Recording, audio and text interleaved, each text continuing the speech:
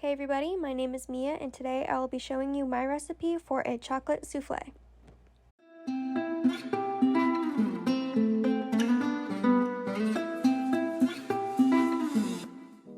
So the first thing that I do is I scale all of the ingredients.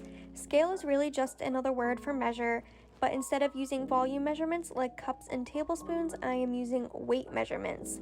So this recipe is in grams, but weight measurements can also include ounces, pounds, things like that.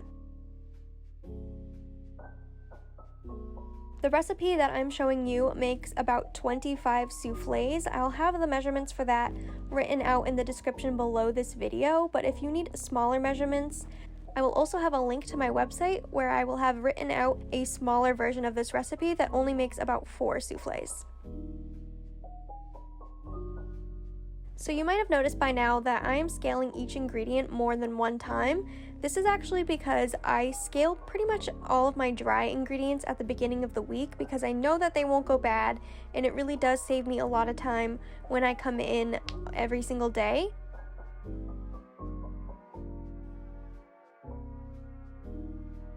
So I scaled the butter and the flour together, and I'll be storing those in the fridge to keep the butter fresh.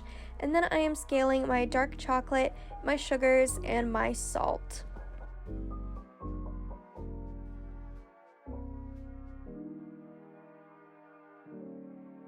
This video was super highly requested because I mentioned in my day in my life video that this recipe is actually counter stable. So you can leave it on your counter for probably up to 6 hours, I would say, and it'll be good to go the rest of the night. It will rise just like it was the very first souffle you made. It also lasts in the fridge for about 3 days, so if you want to leave it in the fridge overnight so you have souffles for a couple days, that'll work as well. The only thing with that is that the souffles won't rise as tall with each passing day.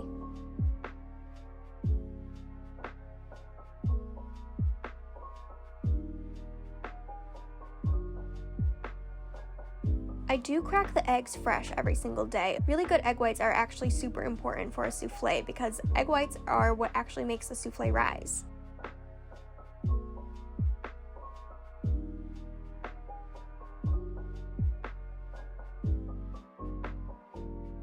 So I'm scaling my milk into a pot. I'm going to be boiling this, and I'm adding my very first sugar. This is the largest of the 2 sugars into the pot with it so that way it fully dissolves.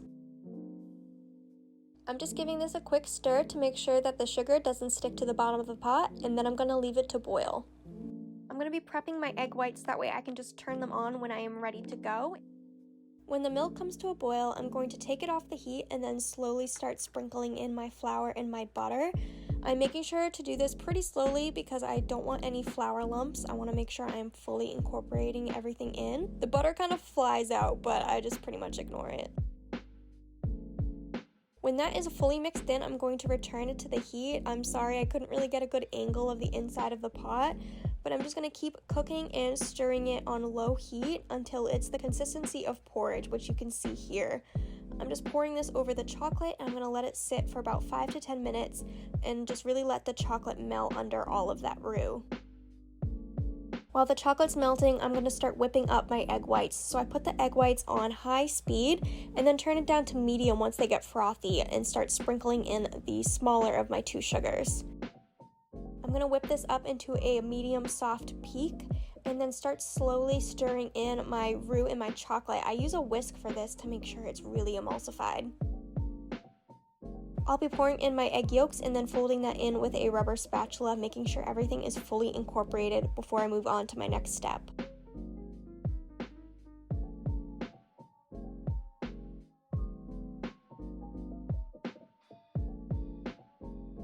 I'm using the 1/3, 2/3 method for the meringue here. That just means I'm adding 1/3 of the meringue and leaving the remainder 2/3 in the bowl.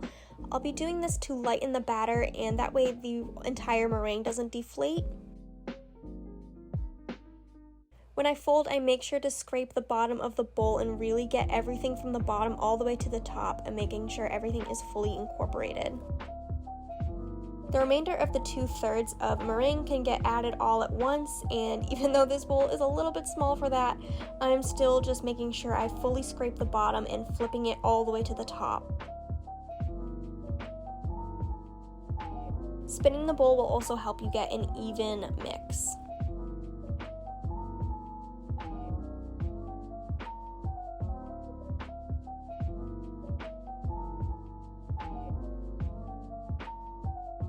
Like I said, this souffle batter is actually counter-stable, so I'm just pouring it into a container. That way I can easily scoop my soufflés when I get an order for one.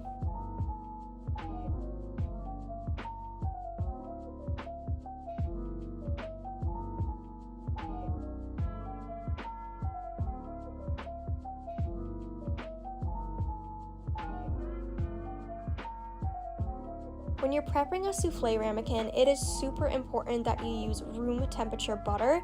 I actually recommend taking it out the night before, that way it really comes to temperature. As you can see here, I am stroking my brush upwards, making sure I flick it all the way up. This will really encourage your souffle to rise nice and tall.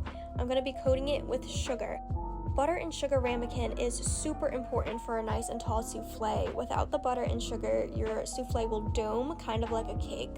I fill the ramekin pretty much all the way to the top, that way it doesn't spill out the sides. I do 375 for 15 minutes for a convection oven. For a conventional oven, I recommend going 350 for 20 to 25 minutes. A conventional oven is what is in most modern day homes. When the souffle comes out of the oven, you will see that they are nice and tall. I look for that crack around the base of the souffle to make sure they are fully done. That's pretty much it, guys. I hope you enjoyed this video. Like I said, my website will be in the description if you need a smaller version of the recipe or if you need the written out instructions. Thank you so much for watching, and I will see you next time. Bye-bye.